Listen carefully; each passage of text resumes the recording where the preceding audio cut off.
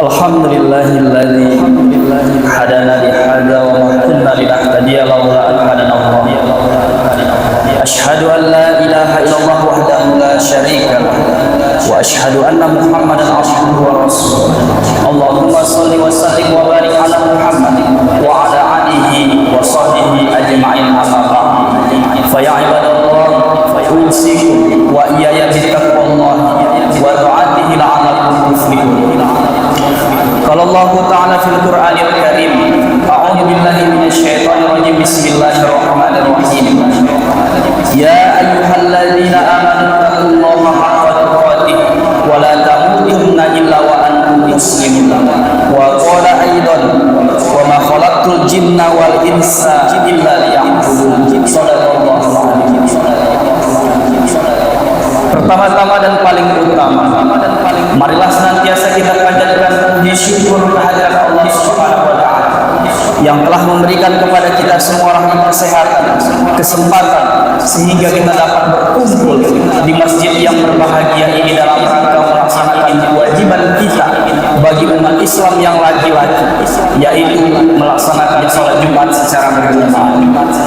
Selawat dan salam tak lupa pula kita sanjungkan kepada Nabi Muhammad SAW yang telah bersusah payah merubah akhlak manusia dari alam kegelapan ke alam yang terang benderang sebagaimana yang kita rasakan sampai pada saat sekarang ini. Sidang jamaah sholat Jumat yang dimuliakan Allah Subhanahu wa Ta'ala, pada kesempatan kali ini khatib akan menyampaikan khutbah yang bertemakan tentang pandangan hidup seorang muslim dan paradoks kemanusiaan modern. Sidang jamaah sholat Jumat yang dimuliakan Allah Subhanahu wa Ta'ala, menurut Profesor Dr. Yunahar Ilyas, mantan Wakil Ketua Umum Majelis Ulama Indonesia, beliau membagi setidaknya orientasi hidup manusia itu ada 3 hal. Yang pertama adalah kelompok masyarakat atau kelompok manusia yang menganggap hidup hanya satu kali saja. Kelompok ini menganggap bahwa hidup hanya satu kali saja, oleh karenanya harus dinikmati sepuas-puasnya. Oleh karena itu, orang yang memiliki konsep hidup yang seperti ini, mereka akan melakukan apapun demi kesenangan hawa nafsunya. Hal ini dijelaskan oleh Allah Subhanahu wa Ta'ala dalam Quran surat Al-Jasiyah ayat 24. A'udzu billahi minasyaitonir rajim. Bismillahirrahmanirrahim. Wa qalu ma hiya illa hayatuna dunya namutu wa nahya wa ma yumlikuna illa dah wa malakum bidzalika min ilm inhum illa yazunnun. Yang artinya, dan mereka berkata, kehidupan ini tidak lain dan hanyalah kehidupan di dunia saja. Kita mati dan hidup, dan tidak ada yang membinasakan selain masa ataupun waktu. Tetapi mereka tidak mempunyai ilmu tentang itu. Mereka hanyalah menduga-duga saja. Quran surat Al-Jasiyah ayat 24. Kemudian yang kedua, kelompok masyarakat atau manusia yang mereka memburu dunia dan mereka akhirnya karena terlalu sibuk memburu dunia dan meninggalkan akhiratnya. Mereka ini memiliki nasib yang malang. Dunia tidak dapat, akhirat juga tidak dapat. Kemudian yang ketiga, menurut Profesor Dr. Yunahar Ilyas, seorang cendekiawan Islam, mengatakan kelompok manusia ataupun kelompok masyarakat yang menjadikan dunia ini ibarat bercocok tanam. Mereka giat beribadah dan suka bekerja, memiliki etos kerja yang tinggi, sehingga mereka juga memiliki pandangan hidup yang jelas, orientasi hidup yang jelas, memiliki visi dunia dan visi akhirat. Antara dunia dan akhirat mereka seimbangkan, dan mereka menyiapkan sebaik-baik dirinya untuk kepentingan dunianya dan juga untuk kepentingan akhiratnya. Dan Dan dijelaskan dalam Quran surat Az-Zariyat ayat 56.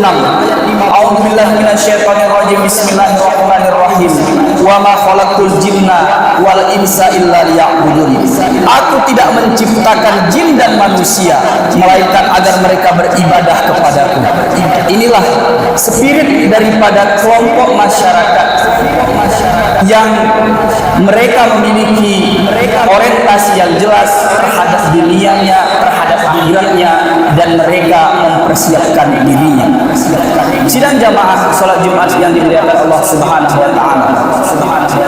Beberapa bulan yang lalu ada fenomena yang sebenarnya sudah lama dan ini menjadi kebiasaan orang-orang sekuler.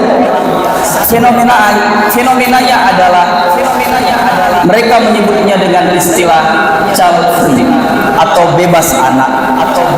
Fenomena ini awalnya disampaikan oleh orang-orang yang mereka tenar, yang mereka populer, yang mereka asli orang-orang Indonesia, tetapi belajar di Barat sehingga memiliki pemahaman yang sekuler. Mereka mengatakan bahwa child free adalah salah satu pilihan hidup yang mereka bisa diberikan rezeki untuk melahirkan anak, tetapi tidak mau. Mereka tidak mau memiliki anak karena baginya itu repot, karena baginya itu sulit, rumit, dan dengan memiliki anak seseorang atau seorang ibu, maka ia akan menjadi lebih cepat tua. Dan ini ternyata sidang jamaah salat Jumat yang dimuliakan Allah Subhanahu wa taala, konsep ini, pikiran ini menjadi salah satu pikiran orang-orang Barat pada umumnya, yang mereka memiliki negara yang sebenarnya maju, tetapi ini menjadi populer di sana dan mereka terapkan. Dan child free menjadi populer di akhir abad ke-20 yang dibuktikan, dan mereka memiliki alasan tertentu karena mereka takut tidak adanya rezeki, tidak bisa mendidik anak, menghambat karir, dan lain sebagainya. Bukankah di dalam Al-Quran, Quran surat Al-Isra ayat 31 dijelaskan, dan janganlah kamu membunuh anak-anakmu karena takut miskin. Kamilah yang memberi rezeki kepada mereka dan kepadamu, dan membunuh mereka itu sungguh suatu dosa yang besar. Quran surat Al-Isra ayat 31. Sidang jamaah salat Jumat yang dimuliakan Allah Subhanahu wa taala. Ternyata fenomena child free yang booming dan viral beberapa hari yang lalu, yang banyak dikomentari juga oleh para ulama, para tokoh cendekiawan Islam, ternyata ini diterapkan oleh negara-negara yang maju, terkhusus orang-orang Eropa dan orang-orang Amerika. Sehingga pada hari ini banyak daripada negara-negara mereka yang angka pertumbuhannya negatif. Pertama, angka pertumbuhan negatif maksudnya adalah di negara mereka lebih banyak yang meninggal daripada yang melahirkan.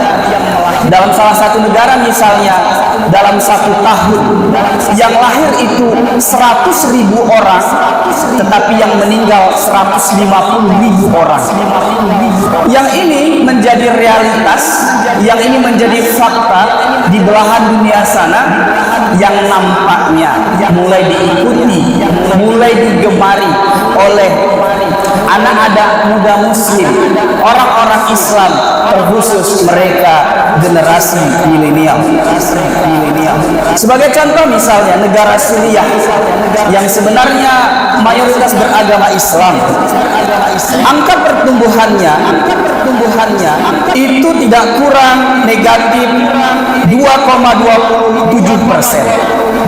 Kemudian ada Serbia 0,47%, Yunani 0,40%, dan yang terkenal dan mungkin sering kita baca adalah negara Jepang yang angka pertumbuhannya mengalami negatif, yaitu 0,12%. Sebagai salah satu contoh adalah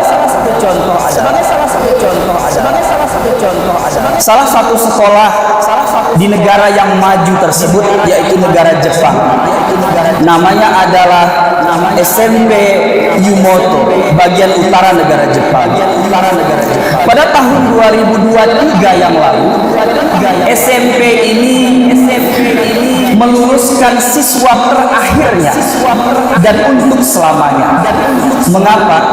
Karena di desa-desa di negara itu orang-orang tidak mau melahirkan anak lagi.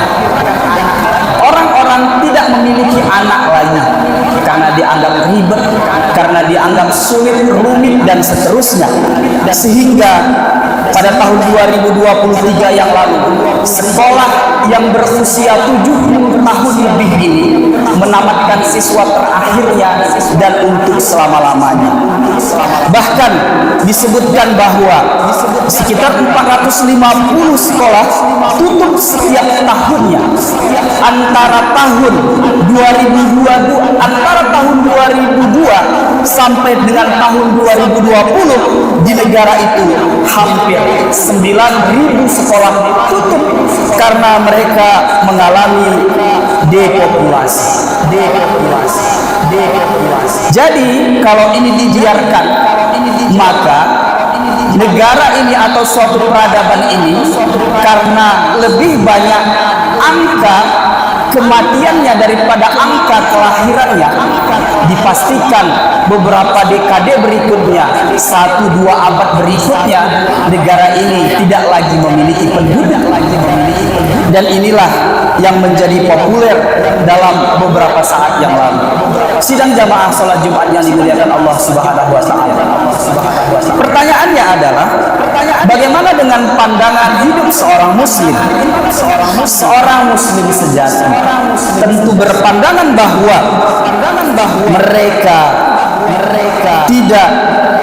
mereka haram mengikuti hukum daripada child free atau ide daripada child free ini, dan itu dinyatakan oleh para banyak ulama. Karena faham ini asalnya dari barat yang mereka mayoritas berfaham sekuler. Dalam pandangan kita sebagai umat Islam yang sejati, memiliki anak tentu sesuatu menjadi sebuah keutamaan. Dengan anak itu menjadikan kita sebagai ladang ibadah untuk kita, dan apa-apa yang kita lakukan mencari rezeki terbaik untuk mereka. Di dalam pikiran kita, di dalam hati kita tentu memiliki pandangan bahwa itu adalah jihad bagi orang tua yang mengusahakan rezeki terbaik untuk anak-anaknya. Kemudian anak adalah titipan yang diharapkan sebagai pondobrak peradaban, bermanfaat untuk sesama, menyenangkan dan membantu orang tuanya. Kemudian yang paling terpenting adalah anak sebagai manifestasi akhirat yang mereka kelak nanti mendoakan kita ketika kita telah meninggal dunia. Anak-anak yang soleh tentu mendoakan kita ketika nanti kita sudah tiada. Dalam sebuah hadis riwayat Ahmad menyatakan, sungguh Allah benar-benar mengangkat derajat seorang hamba yang soleh nanti di surga. Kemudian hamba itu pun berkata, wahai Rabbku, mengapa aku bisa masuk surga? Mengapa aku bisa di tempat yang mulia ini? Kemudian Allah menjawab, wahai hambaku, kau bisa masuk surga, kau bisa di tempat yang mulia ini karena berkat istighfar anakmu untuk dirimu. Hadis riwayat Ahmad. Kemudian Di dalam salah satu hadis yang populer juga kita sering mendengar bahwa ada beberapa amalan, ada 3 amalan yang dia tidak putus walaupun kita sudah mati 1 tahun, 5 tahun, 10 tahun, 50 tahun dan berikutnya, ia tetap bisa mengalir kepada kita, yaitu adalah doa daripada anak-anak yang soleh, doa daripada anak-anak kita. Kesimpulannya adalah bagi masyarakat sekuler, bagi masyarakat barat, mereka menganggap hidup hanya sekali. Setelah nanti ini hidup, maka tidak ada pertanggungjawaban. Jadi mereka percuma capek-capek punya anak, punya keturunan yang repot, rumit dan seterusnya, yang itu mungkin mereka menganggap mengurangi kebahagiaan mereka dan seterusnya. Yang paham ini, yang ide ini sudah banyak masuk oleh generasi milenial kita. Tetapi berbeda dengan kita sebagai seorang umat Islam yang sejati. Dengan adanya anak yang kita miliki, dengan adanya keturunan kita, maka itu bisa menjadi investasi akhirat kita. Mereka nanti yang mendoakan kita ketika kita sudah mati, merekalah yang nanti akan mengirimkan doa-doa terbaiknya, karena kita tidak tahu seperti apa nasib kita di akhirat nanti. Refleksinya adalah pada hari ini sangat sulit memang untuk mendidik seorang anak. Dr. Adian Husaini, Ketua Umum Dewan Dakwah Islam Indonesia, mengatakan bahwa hari ini anak-anak bukan lagi dididik oleh orang tuanya. Anak-anak kita bukan lagi dididik oleh bapak dan ibunya yang melahirkannya. Tetapi menurut Dr. Adian Husaini, anak-anak kita sejatinya pada hari ini dididik oleh internet. Sadar atau tidak sadar, hal itu mungkin menjadi fakta di era postmodernisme ini. Terakhir, kita bisa mengambil pelajaran dan contoh daripada keteladanan keluarga Imron. Imron adalah manusia biasa, sama seperti kita, tetapi memiliki kemuliaan yang luar biasa. Dan keluarga Imron ini diabadikan oleh Allah Subhanahu wa Ta'ala dalam Al-Quran, di antaranya dalam Quran surah Ali Imran dan Quran surah Maryam. Imron ketika dia menikah dengan istrinya yang bernama Hanna, maka mereka pada saat itu berkomitmen untuk bagaimana caranya anak mereka nanti menjadi orang yang lebih baik daripada mereka. Maka ketika sudah ada tanda-tanda kelahiran anak mereka di perut Hanna, maka pada saat itu Hanna sebagai seorang ibu, Imron sebagai seorang bapak mendoakan anak mereka yang masih dalam kandungan siang dan malam. Ketika anak mereka lahir, mereka Imron sebagai seorang bapak, ia mencarikan rezeki terbaik, rezeki terhalal untuk anak dan istrinya. Dan ketika nanti anak mereka sudah dewasa dan harus berpendidikan, mereka mencarikan pendidikan terbaik pada saat itu. Dicarilah guru terbaik pada saat itu, yaitu Nabi Zakaria. Dan kelak nanti anak mereka yang bernama Maryam, satu-satunya perempuan mulia yang tanpa disentuh laki-laki bisa melahirkan, dan kemudian anak daripada Maryam bernama Isa kelak menjadi seorang nabi yang sangat luar biasa dan memiliki banyak pilihan.